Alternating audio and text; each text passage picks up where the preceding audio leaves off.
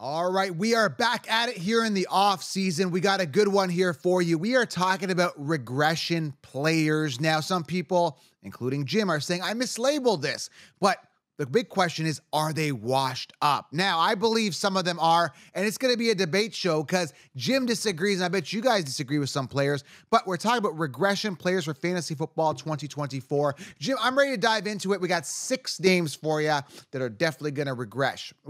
What's happening, man? Hey, counselor, I'm doing great and just glad to be here. Yeah, man, excited to have you. Jim's going to come on a couple times a week. Starting in April, we're going to get Tim to come on a couple times a week. Tim, the bald guy, Jim, the half-bald guy, and Joe, the gray guy. It's going to be great. The aging counselor and his team is going to be here. But hey, we're aging, but you know what comes with aging, Jim? Knowledge. Knowledge comes with aging, Jim, and we're going to give you guys wisdom. Wisdom comes, man. Yes. That's the word I'm looking for, right? Just because you're gray and bald. Hey, every year we get better and better. That's a good thing, right? You got to keep exercising. How's the exercise regimen going for you, Jim? I heard you're hitting the weights, or is it just running? It's going great, man. I feel fantastic. You know, it makes such a difference. Instead of waking up feeling like I'm going to get injured any second, I actually feel like my body's in very good shape right now. I'm very happy and you know, it's all about your health, right? If you don't have your health, you don't have anything. So, you know, motion is lotion. So keep moving out there, guys. Very important. I know a lot of people, I got a truck driver just messaged me the other day. He's like, yeah, listen to your show in the car. I'm like, hey man, if you can get out on breaks and rest areas, get out, get a good stretch, man. Get some wind sprints in, man. It's good for your heart. Don't overdo yourself though. Also, I think there's going to be a fight coming up with you and Tim, the bald guy. We got to set that up and see who would win the fight. We got to debate this in the off season. We'll see what. I will let him win. We'll get you I don't need to be getting hit at my age. I don't want that. No, thank you. Well, that's the thing. I think Tim only throws pillows, so I don't think that'll be a concern. So I think you'll be okay there. So let's get to it here. Regression players. Before we do, guys, make sure you guys get the 16-round draft solution. Use code SMASH to save. Smash saves you 20%. Secure the solution now. And the Fantasy Sports Summit, Jim, I'm going to be announcing very, very shortly who the final list is of people that are coming. I got a bunch of people that have confirmed. We're waiting on signatures here, but right now it's Trey Benson, Tajay Spears. They're the only ones that have signed. Big names signing this week, maybe early next week, and then the full announcement there. So once you guys get 16 rounds, make sure you guys add the Sports Summit. It's in August. It's a virtual summit. Some people ask me, where do we go for the summit? Guys, it's all done virtually. You don't got to leave your house. You can put your jams on, and we're going to be hanging out with NFL athletes from the comfort of our home. Jim, I'm really excited about this, man. The summit. Yeah, it's going to be great. I'm super pumped. And Jim's going to be there to call out these players. Tell them they suck. I'm just kidding. No, we're not going to do that. All right. No. I want to find out information from these guys. I got questions. We got to get some intel. All right, let's keep going here. Let's start with CeeDee Lamb here. CeeDee Lamb is our first regression player. Jim, this is your guy. And just by looking at the name, I'm not going to dive into my reasoning yet, but I agree with you 150%. Number 1 wide receiver off the board. Let's talk CeeDee Lamb. What are your thoughts? Yeah, I mean, the guy really just hit another gear last year, ended the season with 181 targets, which is an unreal amount of volume, 135 catches, 1,749 yards, and 12 touchdowns. Clearly an outstanding year. It was a contract year for him last year. Wow, he really showed up on a contract year. This is why I like contract year players, man, is because they do stuff like this. But come on, man, that is in the amount of work that he got. And I can absolutely see that coming down substantially this year. And it's basically, there's a copy and paste thing happening here. He was the number 1 wide receiver last year. So he's the number 1 wide receiver off the board this year. It's going to come down. It's going to come back. And, I don't think he's going to be worth the number 2 overall pick in your fantasy draft.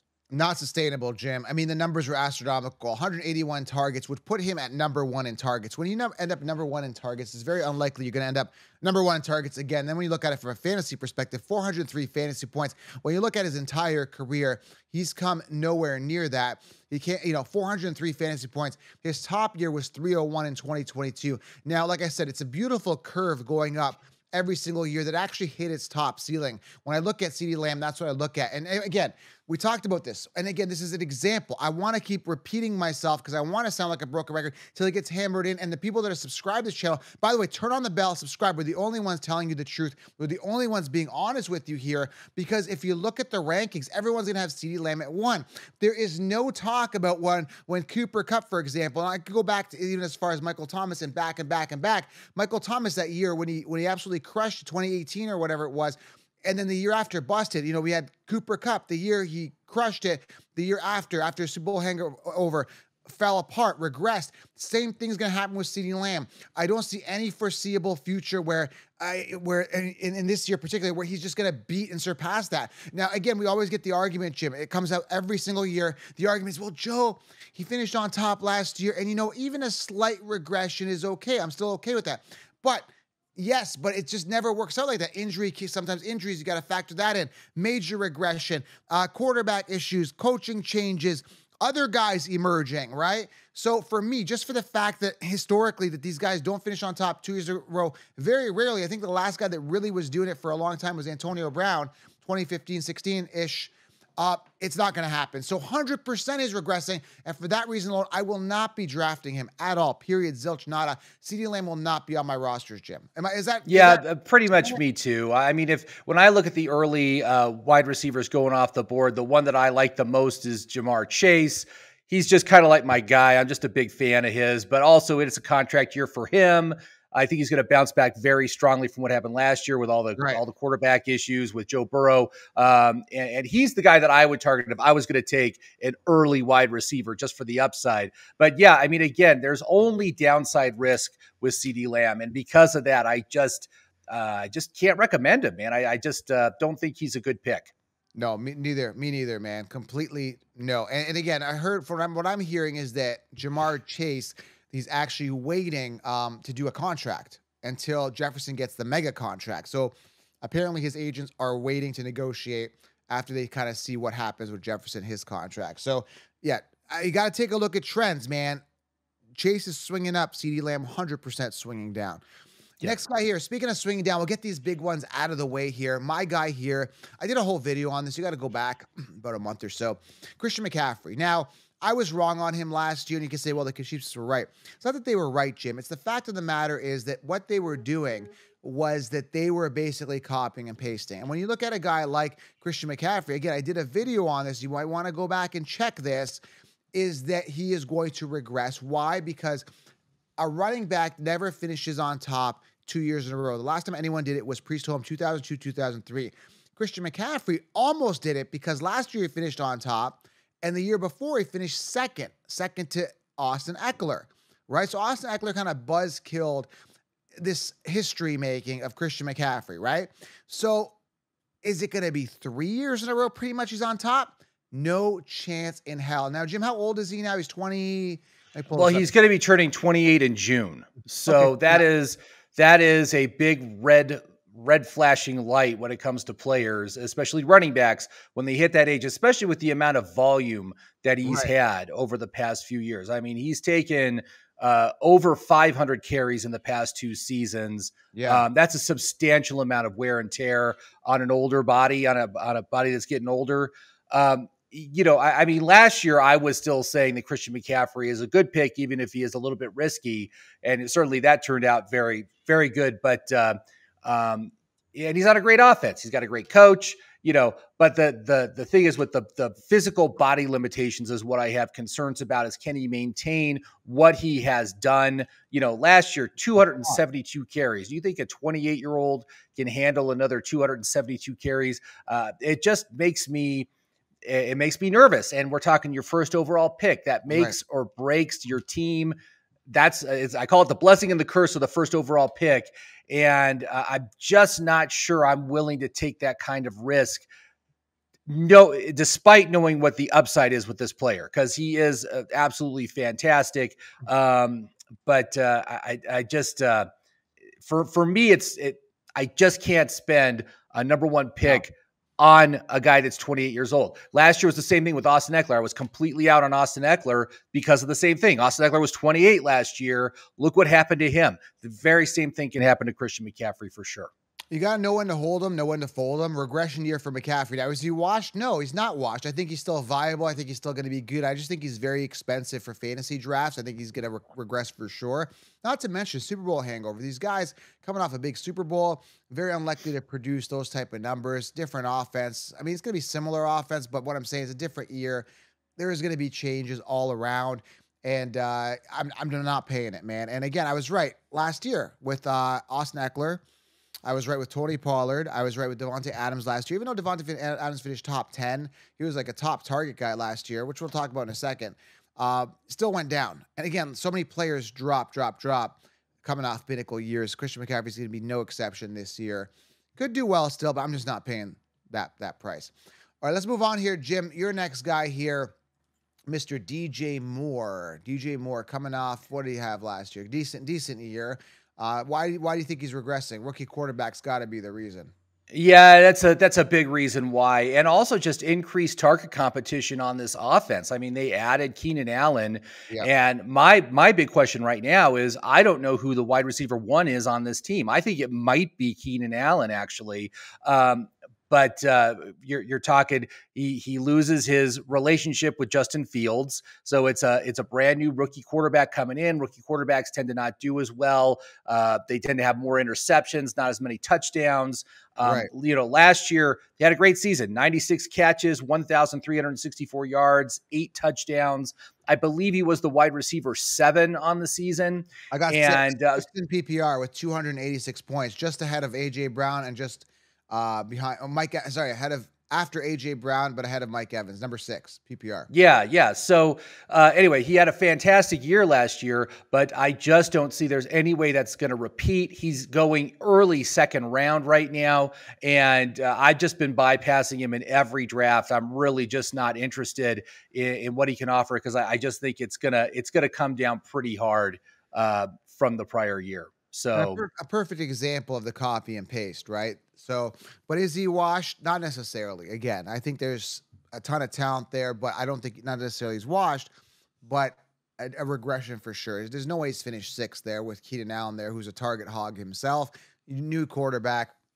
A Bears offense going to be suspect to say the least, and I don't trust DJ Moore. So, regression. Here's a regression player for you that I think could be washed. Devontae Adams. Now, it just seems like every single year for Devontae Adams, it gets worse when it comes to quarterback situation. I mean, I don't even know who the quarterback is. Is it Aiden O'Connell? Do you trust him at quarterback? Are they drafting a quarterback, Jim? Have we had any word with the Raiders, what they're doing? I can't imagine O'Connell is starting. And if so, that can't be good for Adams. Yeah, I mean, that's obviously a huge concern. And they're sitting at I think they're 12th on the NFL draft, which is just kind of outside the range of the elite quarterbacks. And, they can probably draft a quarterback with their first round pick, like maybe somebody like Bo Nix or something like that. But these are not, that he's not going to be a difference maker as far as a quarterback goes. Right. And yeah, I mean, last year, despite having just about the same amount of volume as he did in 2022, he went from 180 targets to 175 targets. His production, and he got about the same amount of catches too, but his production dropped from 1,500 yards to 1,144 yards. Right. Touchdowns went from 14 touchdowns to 8 touchdowns. And now the dude is 31. He's going to be turning 32 in December. So during the course of the season, he's turning 32. And I'm just not seeing any upside here for Devontae Adams. There's no route to improvement. And right now he's going as the wide receiver 11 at ADP 20. I just can't spend a second round pick on a guy at this age, at this stage of his career on this offense. It's just like a triple whammy as far as I'm concerned for his outlook. So I'm looking at the numbers here, right? And what happened was the year before in 2022, he had those 14 touchdowns. So again, everybody was excited about that and they were drafting him predicated on that. And we talked about it on the show. There's going to be a regression. There's no way he duplicates 14 touchdowns. And sure enough, he declines, even though he had the same amount of targets, declined significantly. So you got to take a look at this stuff. You got to take a look at patterns. You got to take a look at pinnacle years. You got to take a look at coaching changes, implementation of new talent, new options, new situations and scenarios. And Adams going into his 11th season. I have no desire to draft somebody. Where is he coming off? Like second round, I would say this year. Yeah, he's coming off pick 20. No So thanks. right in the middle of the second round. And you know, when you get to that point in the draft, man, wouldn't you really rather have someone like Drake London or Chris Yeah. Olave, or maybe take a chance on the rookie Marvin Harrison? Yeah. You know, those are the guys that I would much rather have just for the upside that they offer as compared to as compared to this. Yeah, So and better quarterbacks throwing to them in better situations. So yeah, Adams is still going to eat. He's going to be safe, but you got to understand that he's lost his hunger, man. You lose your hunger after so many years. You've made the money. And then you keep getting downgraded and downgraded and downgraded at quarterback. You go from Aaron Rodgers to Aiden O'Connell. Like it's just like I don't know what to tell you. It's just like a step down, down, down, down, down. And it's got to be chipping away at him and bothering him. That's what I'm feeling. I felt that there's rumblings that he was disgruntled, and always comments that he's unsatisfied. And again, he's a competitive guy, but I'm not excited. So Adams regression for sure. Washed, getting close to it, man. That's for sure. Your guy here, and I think this guy's a little washed here. Mike Evans. I mean, how many more years? Coming off another good year at his age. I think that may be the end of him. I don't see any more seasons where Mike Evans is going to be thriving on a top level. Had a good season. He's a reliable target. 136 targets last year, Jim. Where did he finish in PPR? 7th in PPR. I don't see him finishing in the top 10, especially with all this rookie young talent coming in, all these young guys, other guys like Drake London, other guys in better situations with better quarterbacks stepping up. This guy will fall down heading into his 11th season yet again. I don't know, man. yeah, Age 30. I think he'll be 31, Jim, by the time the season starts. Not exciting for me. He's going to be 31. Also, let's just talk about his quarterback, Baker Mayfield, who is not a good quarterback. He's a failed quarterback. He lost his starting job. He was a backup last year. He found it, or 2 seasons ago, he found his way back into the starting position, and he had a good season with Tampa Bay last week. But here's what I always see with these kind of players. Let's talk about Geno Smith from 2 seasons ago. They'll have a good season, even though they're a failed quarterback. They can have a good season, but in the next year, they just go right back to just being as bad as they've always been. And so I see a huge regression risk for the quarterback. And now we've got a 31-year-old receiver coming off a great season with 13 touchdowns, 136 targets, 79 catches for 1,255 yards. And I just see, I just see this falling back because Baker falls back, plus his age and everything else. And I think he's being overdrafted right now. Wide receiver 19 coming off the board, ADP 28.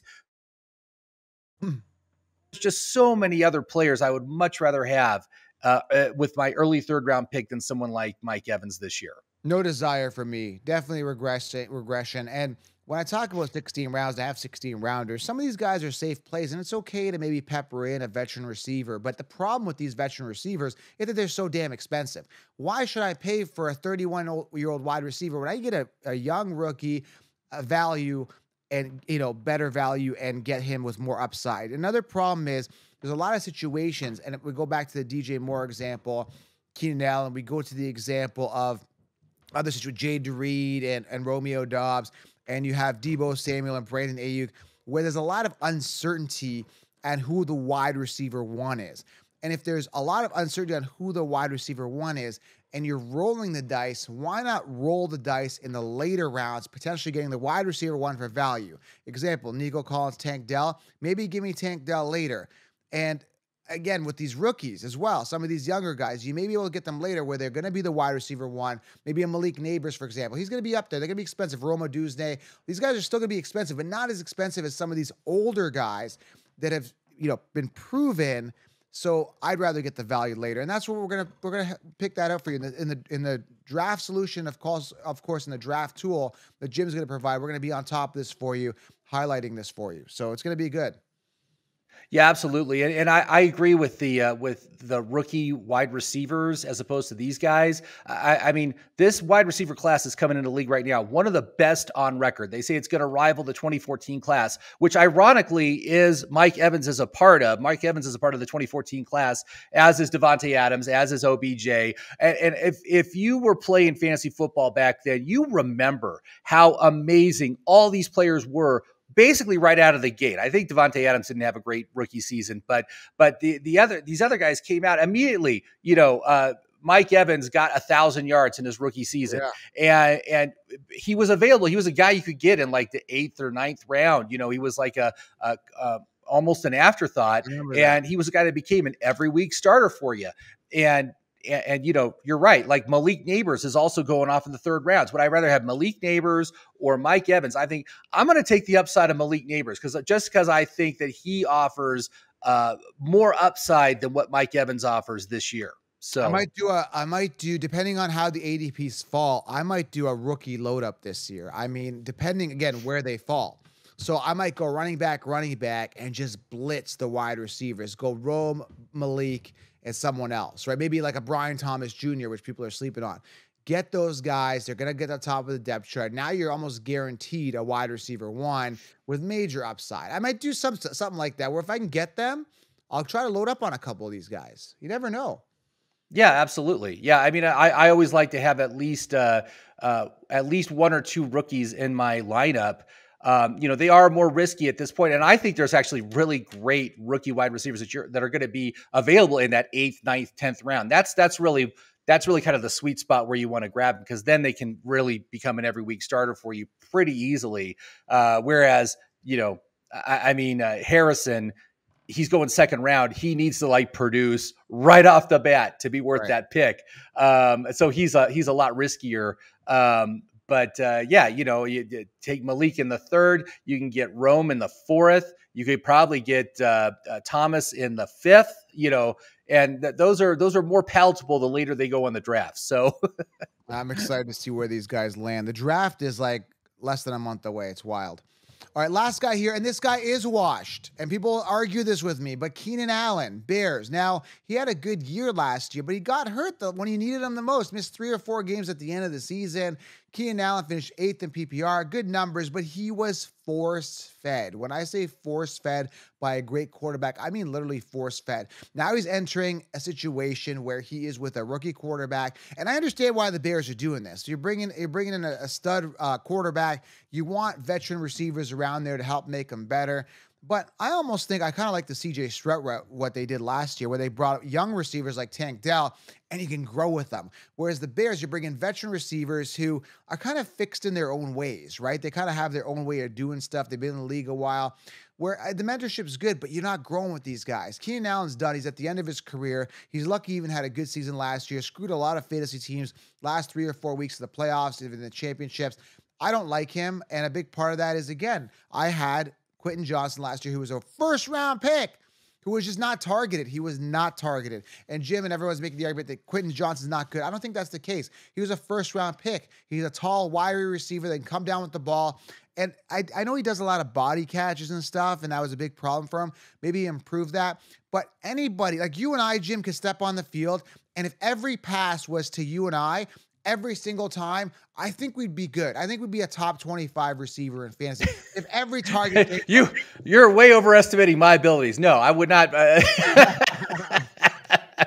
Don't sleep. I'm not quick off the line. I'm not fast on the 40. I would get dominated and plowed into the dirt. We'll have to do a 40-yard dash on. Have you been training? We want to see a sprint. We're going to do a sprint. Me, you, and Tim.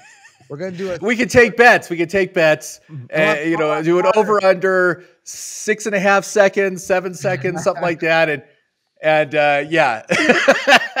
Yeah, that'd be great. I can't wait to see your time. So yeah, I don't know. Keenan Allen, done for me, washed. No desire to draft him this year. He's a little copy and paste. He has dropped down a little bit simply because he's entering a situation where DJ Moore is the one. And because Sheeps are having a trouble with this. The Sheep are like, okay, yeah, DJ Moore did good last year. He's the one. But Keenan Allen did good year last year. So he's the one. So we're going to put them kind of close together, but we're going to drop DJ Moore a little bit because, we're going to drop Keenan Allen a little bit because DJ Moore was the one last year on the team. Like, they just get confused. So when I look at the situation, I'm like, I'm not drafting either one of them. So I don't really care. This does not appeal to me whatsoever. Keenan Allen on the way out, washed up, done, end of the line. He's done after this year. You'll never see him again.